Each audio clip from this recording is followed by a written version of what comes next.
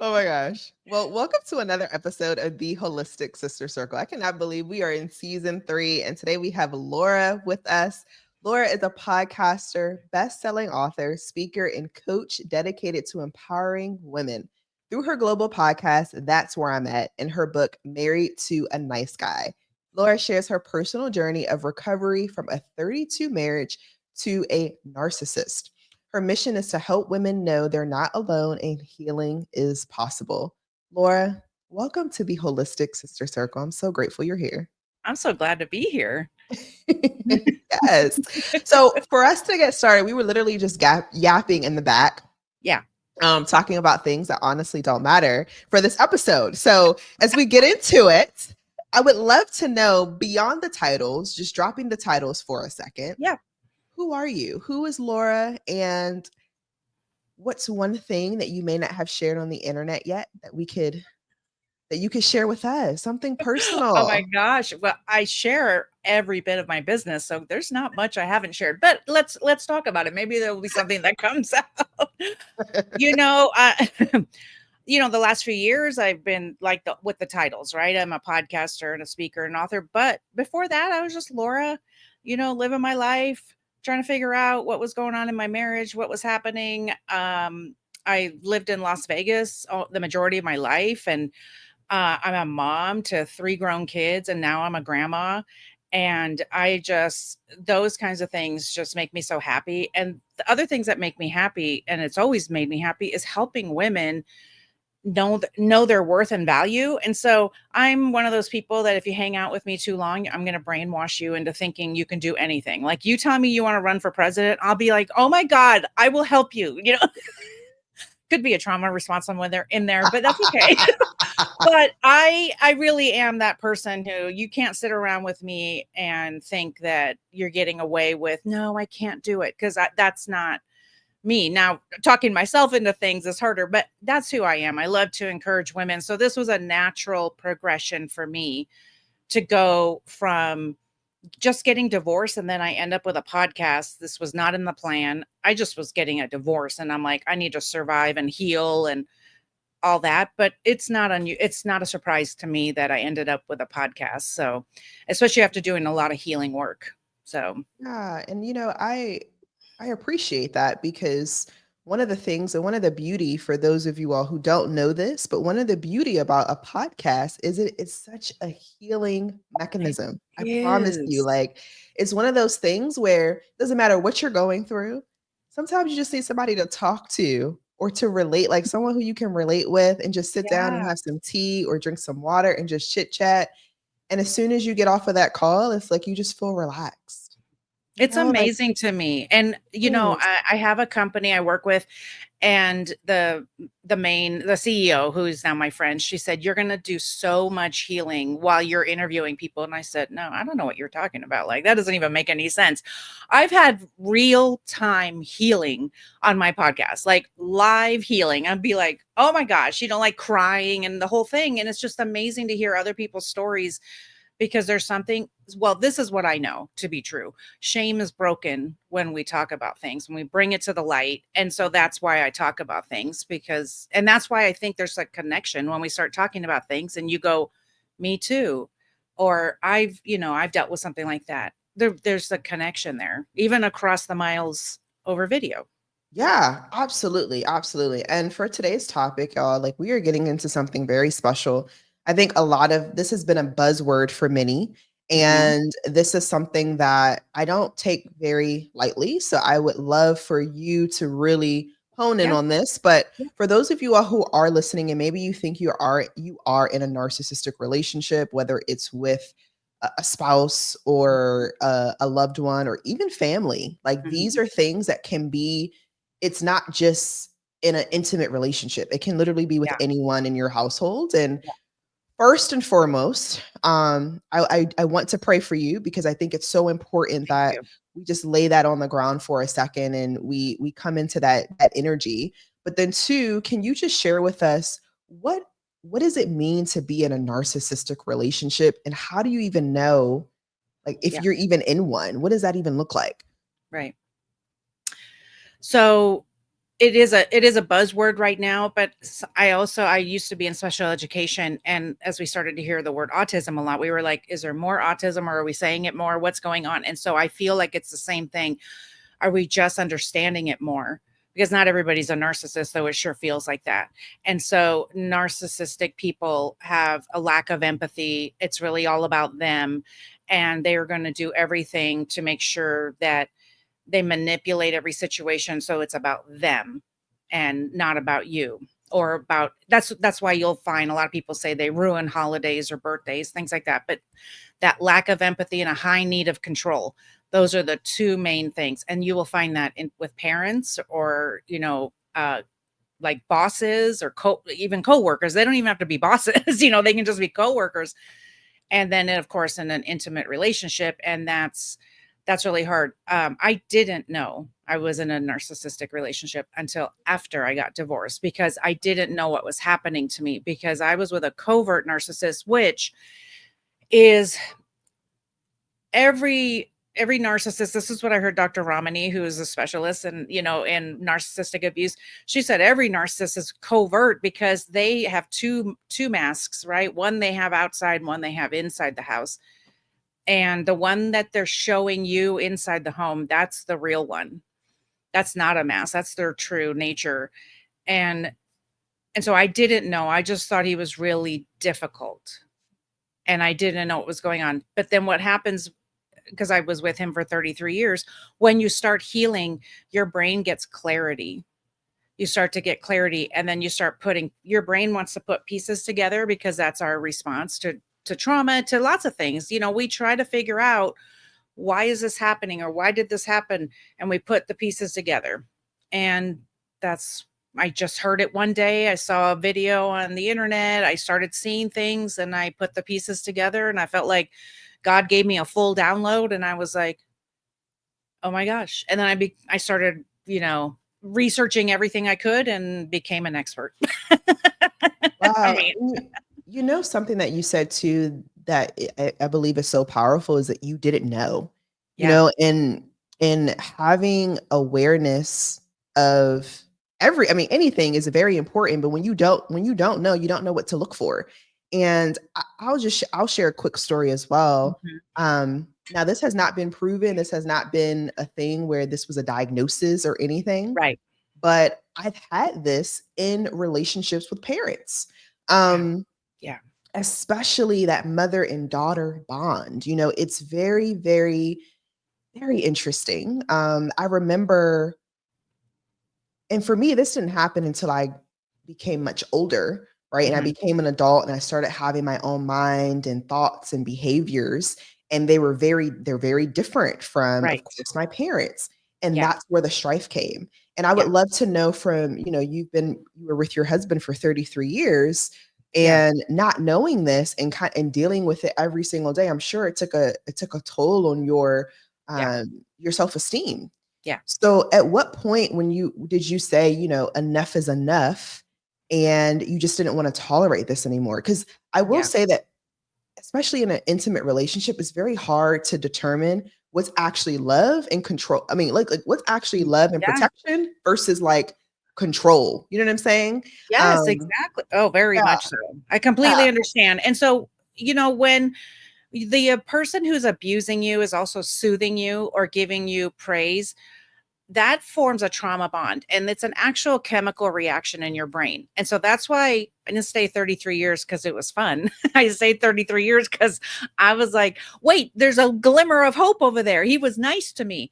But that one nice time, you know what I mean? Like, Sorry, that's not funny. It's just the way that you said it because that is true. You do yeah, have a sense of hope that things are going to turn around. right. So, Well, and this is the other thing too. There's a lot of layers to this, being in a religion that was like, divorce is bad and all these kinds of things. And then also I valued my marriage to the point where I was like, we can make it work. If I just show him this PowerPoint presentation of how he can treat me better. But listen, what? Laura, they you did they not show him a no, PowerPoint. I didn't. He wouldn't have cared. No, but do you know how many times we sat in marriage counseling, which you're not supposed to do if you think you're in abuse, which I didn't know, because every time we went to marriage counseling, it was my fault. They thought, well, it's probably a good idea if you get on some meds because there's something wrong with you. You're overreacting. He seems like such a nice guy, blah, blah, blah. I heard it all over the years. And then because my self-esteem was so low, which is their intention to get you down, they break you down so that you don't have that self-esteem anymore. You don't have any will to live, frankly. I mean, at the end, I was just like, I don't know what to do. Like, is this going to be my life? And so one thing didn't have to happen for me. So for me, I did not have physical abuse, though, you can quibble over some of the things he did to say it was. But if it's all mental abuse, your brain doesn't know what to do because you have the good and the bad. The person who's abusing you is also soothing you and showing you love. It's so confusing. Our brain is chemically wired and trauma bonded to them. So it was hard to leave. But I woke up one day and my therapist had said, "You've been really cleared with him. He's either unwilling or unable." And I was like, yeah. Like he just didn't, it seemed like he just didn't get it. Like you just don't get how to be nice to your wife. Like, I mean, it's 33 years of stories, but but your basic wants and needs, like caring for you, like he would come home from work and just walk right past me. Those are intentional things to make you feel less than, that you are not important. Doesn't matter if you're here or not here, because they are using you for whatever they need. So I woke up one day and said, do I want to live like this for another 40 years? What if we're still alive for another 40 years? Am I going to do this? And I said, no, I couldn't do it anymore. So that Wow. was it. And that's what I coach women on. They want a clear sign. We make our moment. You can't wait for a moment. You can't wait for them to cheat or to hit you or something. You can't wait. Make your moment. Change your life by deciding, is this good for you the rest of your life? Doesn't matter. It doesn't matter. I met people who were married 41 years. I've met people who were married 48 years. And they were like, F this. Like, this isn't for Yeah. me. And I feel like there's like two parts of this that I've seen just across the internet.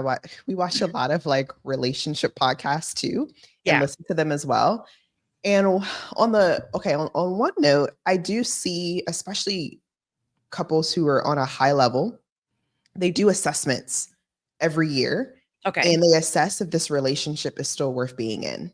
Yeah. And obviously, I know if you are, again, some of you may not necessarily know that, again, you're in a Right. narcissistic relationship, but is that something that you would even recommend to your I can speak clients? to it. Yeah. And I can Yeah. speak to that. So let me tell you, because we did do that. Let me tell you what would happen. Okay. Everything was my fault. And that is a Oh, very Jesus. common theme. Okay. It's a very common theme in a narcissistic relationship, because there's always an imbalance of power. And what they are always trying to do is break you down. So everything is your fault. They will not take responsibility or accountability for anything. Nothing. Whoa, the blaming. Yes, they will blame you for everything. Everything's your fault. They kicked the dog, but it's your fault because you made them do it. Or if you wouldn't have been late from work, or if you would have fed them the dog sooner, I wouldn't have had to kick the dog. It's crazy making. And so you can try to assess, but this, for me, we tried everything over the years. Nothing worked because you didn't have two willing participants.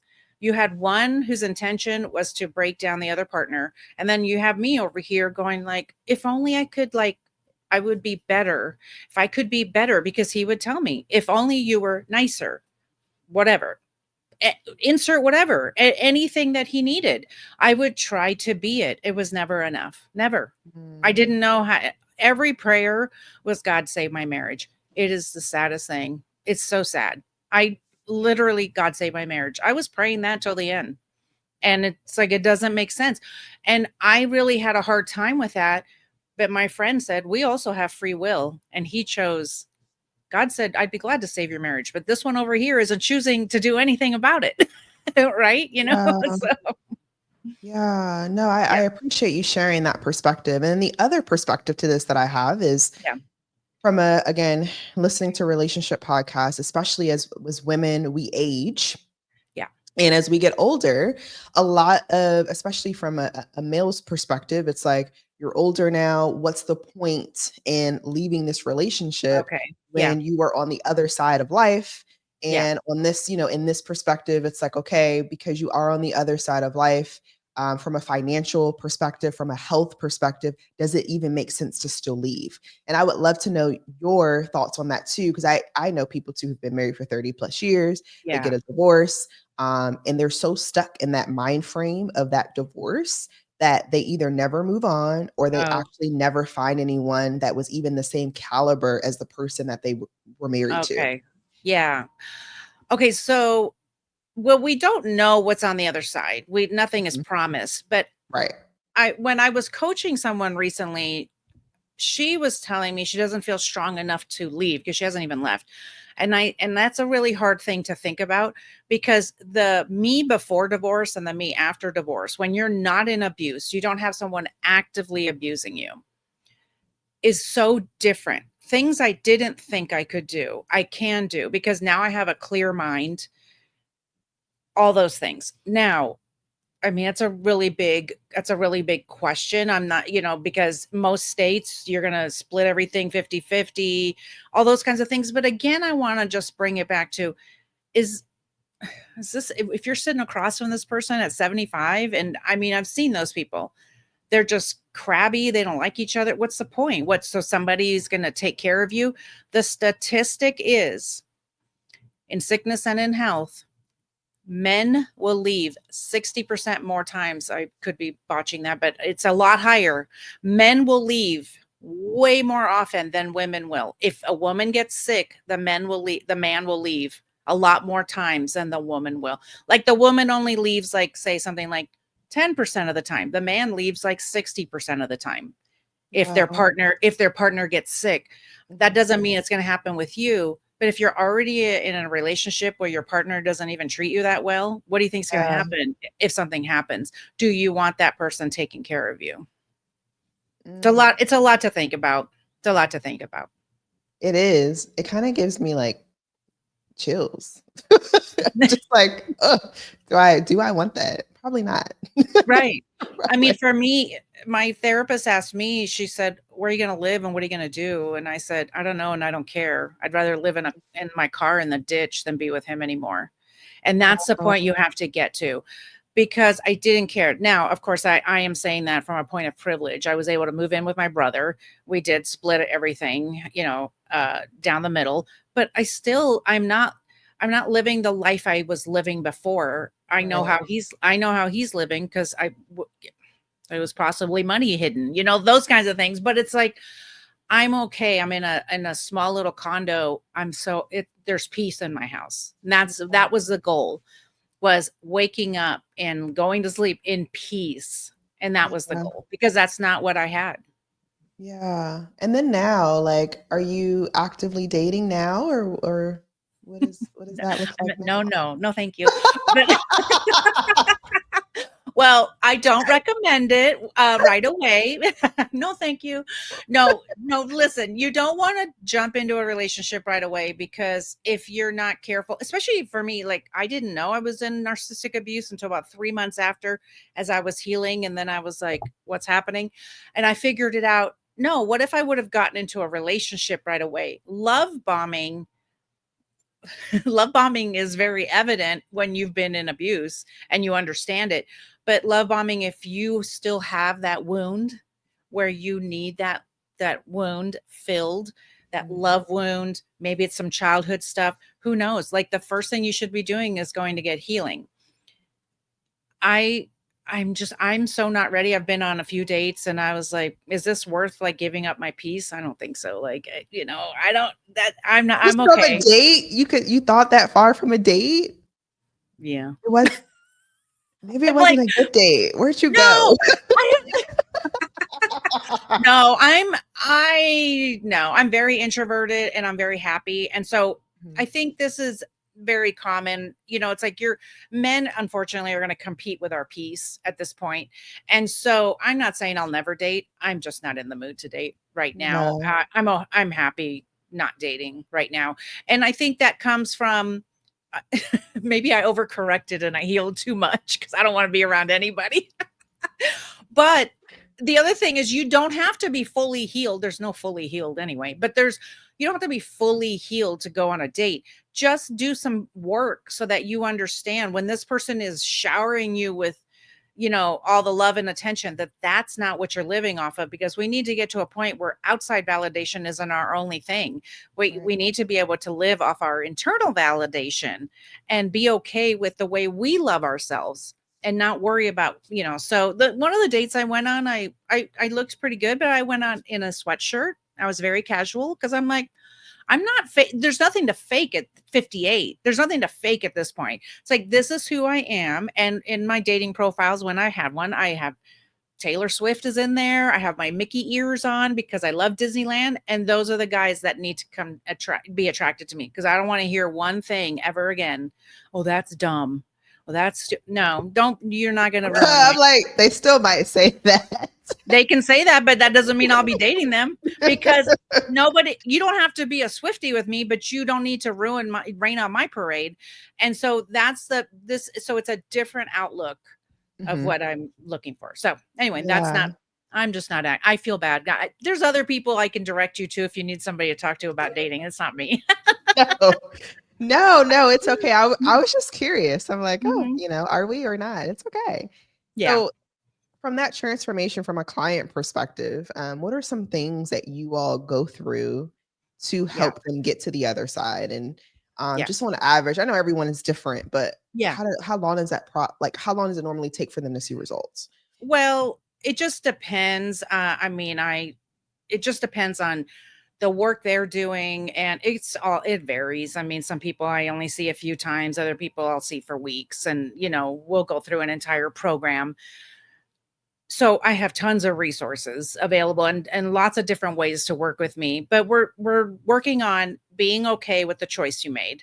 Okay, you left after a year, or you left after 40 years, whatever your choice was, we're going to learn to be okay with it, because it's okay to make these decisions, because people feel it's a normal human response to feel ashamed, or to Yeah. feel really bad, or like, I gave up on my marriage. Like, you didn't give up on anything for after 40 years or whatever it is. Like, people say that to me, I go, after 33 years, I gave up. No, I really didn't. But thanks for saying that.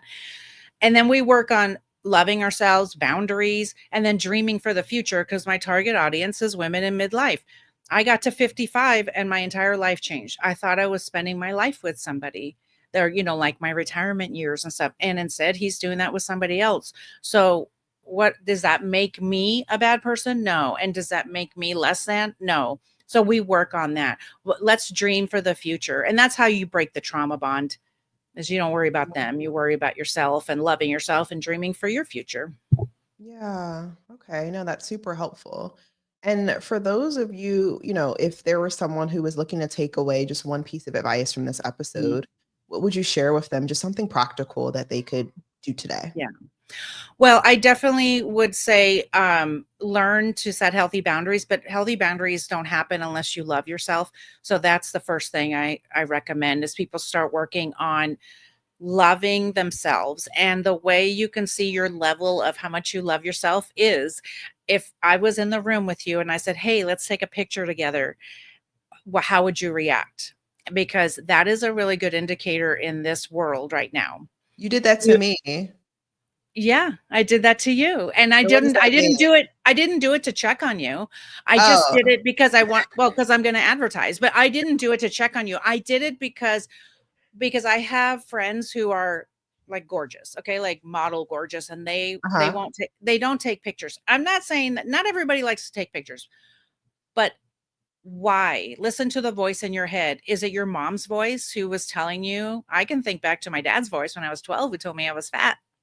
Like, Oh, that's the work we're doing. We're mm, loving we have to look in that mirror, and, who is it? Mary J. Blige, she says, "Good morning, gorgeous." It's like, do that. Like, just say that. Like, but even a little bit of that fake it till you make it, because we can change our neural pathways in our brain to really start believing, that we are gorgeous and that we can do anything. So just start loving yourself. That's where I start with everybody. Yeah, I love that. Well, no, thank you so much for this. This has been fun. This has Yeah. been exciting. And I know Thank this you is for not having me. you're welcome. I know this is not an easy topic, but I think with the laughs that people really do get it and they understand. And Yeah. for those who would love to connect with Laura further, like what does that process look like? How can they connect with you? Tell us all the things. Sure. Well, if you go to that's where I'm at Mhm. podcast.com, you will see my podcast. I'm all over social media. I call out the narcissists every day, all day. And Yeah, you do. but yes, I do. I know. You know what? I had to be quiet for 55 years of my life. And I'm like, I'm good. I'm not going to be quiet anymore. So that's where I'm at. Podcast.com will get you everything, my podcasts, videos, my books. I have freebies for your listeners. If anybody wants to go grab a freebie, I have a few of them. And just, or you want to work with me. So there's lots of options for you. I have tons of resources too. So whatever you might need. Yeah, I love that. And now Laura's part of the Holistic Sister Circle community as well. So Yay. if you don't connect with her, you connect with me, I'll send you right over too. So I'm Perfect. super excited about that. Laura, thank you so much for your time and sharing not just your passion, but your breakthrough with us. That was a Thank lot you. that you had to go through and Yeah. rediscovering yourself and healing. And now you're transforming it into something beautiful and you're sharing it with others. I genuinely appreciate the work that you do. Thank you so much. I really appreciate it. You're welcome. Talk soon.